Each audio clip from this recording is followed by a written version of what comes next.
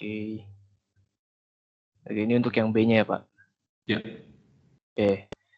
Untuk soalnya, ini ada di atas. Misalkan Hx bernilai 2 jika X di antara 0 dan 1, bernilai 3 untuk X sama dengan 1, dan bernilai 1 untuk X di antara 1 dan 2. Akan ditunjukkan bahwa H terintegralkan Riemann untuk interval 0,2 dan hitung nilai integralnya.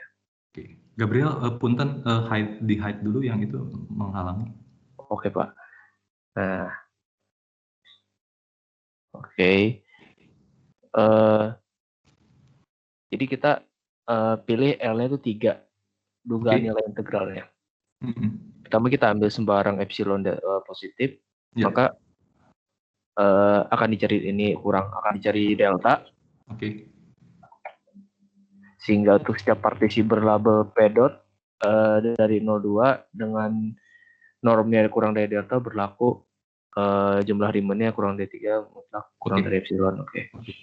Analisis pendahuluan, kita bagi-bagi P dot-nya, kita ambil sembarang P dot, terus kita bagi ke kita partisi jadi 3 buah subset. Yang pertama P dot 1 itu sembarang partisi dengan labelnya di 01, tapi 1 nggak termasuk. P2 dot itu sembarang partisi dengan label 12, tapi satunya nggak masuk. Dan P0 itu sembarang partisi dengan labelnya itu di 1. Nah, nanti kita bisa dapatkan bahwa jumlah Riemann-nya untuk P dot itu jumlah dari jumlah dari ketiga jumlah Riemann di P1, P2, dan P0. Nah, yang pertama kita perhatikan untuk interval, misalkan U0 adalah gabungan subinterval di P0. Nah, karena P0 itu cuma satu titik labelnya, maka paling banyak itu sebenarnya ini nggak penting itu terbalik juga. Kayaknya ya? Iya, terus ini nggak kepake juga sebenarnya, Pak. Oh, oke. Ya. Tapi itu seharusnya terbalik nggak? Gabungan subinterval itu harus subset dari 1 minus delta, 1 plus delta. Kalau kamu mau pakai itu. Oh, kalau pakai itu bener lah Pak yang tadi. Coba ditulis lagi. Kontrol X. Kontrol apa tadi? Ini kan 1 min delta, 1 plus delta. Kalau dia labelnya 1 dengan jarak dipanjangin delta harusnya masuk lah Pak. Iya nggak sih? Bentar. Coba gambar U0-nya. Tolong di kanan tolong gambar U0. X dengan 1, udah gitu tolong digambar supaya saya nggak bingung. Pakai apa Pak? Kamu nggak bisa? Ada draw kan? Nah itu tuh draw tuh yang ada panah. Oh, saya ada pen tab sih, bentar Pak. Oh, oke.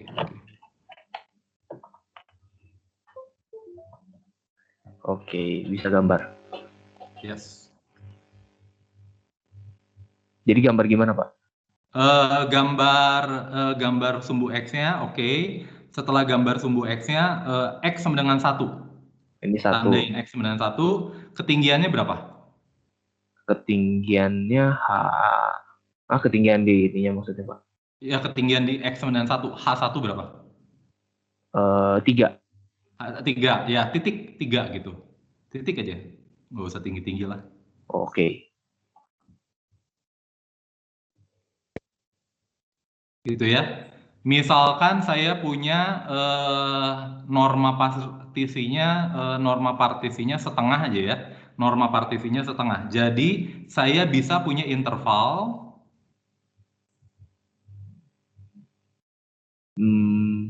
Intervalnya berarti setengah 3/2. Setengah 3/2. Tolong digambar setengah 3/2. Kasih kurung buka aja di satunya. Setengah di 3/2. Di sini ya Pak? Di sumbu X. Apa di mana? Setengah 3/2. Kayak gambar saya agak delay di situ ya Pak. Oh, oke. Oke. Berarti deltanya di mana? Deltanya harus lebih dari sini ya Pak. Lebih besar kan? Iya, harus lebih besar. Coba digambar. Setengah 3/2 deltanya lebih ke kiri dikit, 1 min deltanya lebih ke kiri dikit, 1 plus deltanya ke kanan dikit. 1 plus delta gitu ya Pak? Ya, jadi setengah sama 3/2 dulu, setengah dan 3/2. Udah gitu 1 minus deltanya agak lebih kiri dari setengah, dan 1 plus deltanya lebih kanan dari setengah. Kayak gini ya Pak? Kelihatan nggak Pak? Belum nih. Ya kayaknya lemot Pak koneksi internet saya. Pertanyaannya, jadi sekarang U0 subset dari 1 minus delta 1 plus delta, atau 1 minus delta 1 plus delta subset dari U0?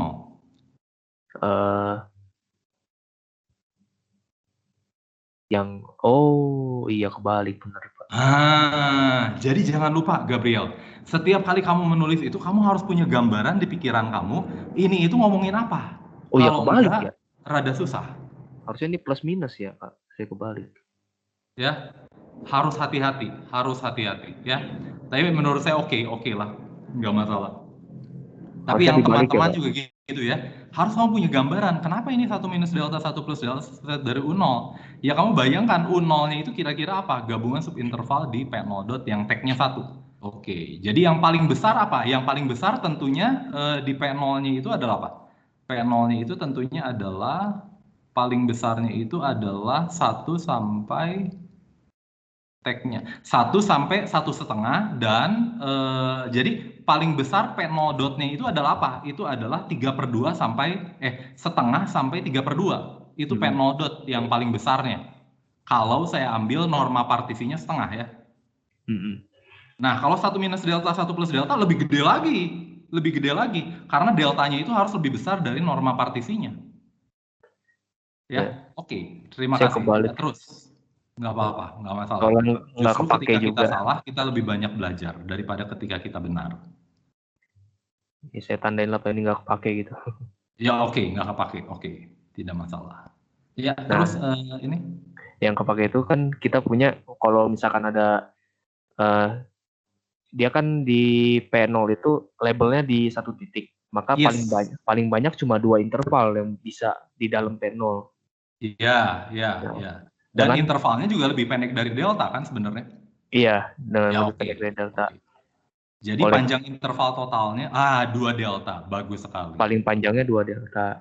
Yes. Nah, maka kalau dikali sama tingginya, kita punya jumlah Riemann di situ tuh kurang dari atau sama dengan 6 delta aja sebenarnya. Yes, bagus sekali. Sekali. Untuk di P.1 dan P.2 kayaknya sama kayak yang A ya kayak. Yes, oke. Jadi saya punya. Maka nanti kita bisa dapat ini yang saya highlight. Untuk SH P.1 mutlak dari SH jumlah Riemann P.1 tambah jumlah Riemann di P.2 kurangi 3 kurang dari sama dengan 3 delta. Oh, pakai ketaksamaan segitiga yang pertama ya. Nah, berarti saya kamu pakai ketaksamaan segitiga. SHP1, SHP2, SHP0 dikurangi 3 gitu benernya ya. Oke. Iya, Pak. Oke, good. Oke, nanti kita bisa dapetin bahwa mutlak si jumlah Riemann-nya ini di P dot kurangi 3 kurang dari 9 delta. Oleh karena itu kita pilih suatu deltanya yang lebih kecil dari epsilon per 9. Kita pilih aja epsilon per 10. Ya, oke. Jadi ada perbedaan delta gitu ya. Kalau tadi yang kasus A sama kasus B itu ada penambahan dari si selang di X dengan 1 itu, tag P0-nya ini ya. Iya, Pak. Oke, jadi dia harus lebih kecil pemilihan deltanya itu. Dia harus lebih kecil dari pemilihan delta yang pertama. Oke, gitu saja Gabriel. Itu aja, Pak. Oke, terima kasih. Teman-teman yang lain ada komentar? Ada yang mau ditanyakan? Tapi saya mau nanya dong, Pak. Ya, gimana? Kalau misalkan dalam ujian nih kita suruh buktikan integral Riemann pakai definisi, ini kita harus buktiin nggak Pak? Yang subset bagian ini? Yang U1, yang interval 0, 1 min delta itu subset U1 subset 0, 1 plus delta itu harus dibuktiin nggak Pak? Kalau ide saya menurut saya, klaim aja lah. Oh, klaim aja ya Pak? Kamu tulis klaim, kalau kamu ada waktu, buktikan. Kalau nggak ada waktu ya udah nggak usah. Setidaknya kan kamu ngerti apa yang ini. Soalnya kalau secara analisis mah kalau misalkan ini, kalau saya sih pengennya dibuktikan ya. Cuman takutnya nggak keburu waktunya. Nggak keburu waktunya. Buktinya juga cuma 2-3 baris sih, cuman ya kadang-kadang mikirnya kalau saya orangnya suka gini, ini lebih kecil apa lebih besar ya, suka saya gambar dulu, jadi lama kalau saya nggak bener-bener langsung aljabarnya gitu. Jadi kalau saya sih kalau yang kayak gini lama berurusan lebih besar lebih kecil.